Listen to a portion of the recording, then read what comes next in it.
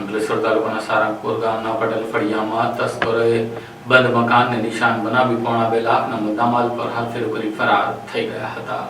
અંકલેશ્વરના સારંગપુર ગામના પટેલ ફળિયામાં તસ્કરોએ બંધ મકાનને નિશાન બનાવી રોકડા અને ઘરેણાં મળી કુલ ₹1.76 લાખના મુદ્દામાલની ચોરી કરી ફરાર થઈ ગયા હતા। અંકલેશ્વરના સારંગપુર ગામના પટેલ ફળિયામાં રહેતા જીતેન્દ્ર પ્રતાપ પટેલ પોતાના પરિવાર સાથે ગત તારીખ 29મી એપ્રિલના રોજ દહેજ ખાતે લગ્નમાં ગયા હતા। તે દરમિયાન તસ્કરોએ બંધ મકાનને નિશાન બનાવ્યું હતું। તસ્કરો મકાનના મુખ્ય દરવાજાનું તાળું તોડી અંદર પ્રવેશ કર્યો હતો અને રોકડા 5,000 તેમજ સોનાના ઘરેણાં મળી કુલ ₹1.76 લાખનો મુદ્દામાલ ચોરી કરી ફરાર થઈ ગયા હતા। ચોરી અંગે અંકલેશ્વર જેડીસી પોલીસ મથકે ફરિયાદ નોંધાવી છે।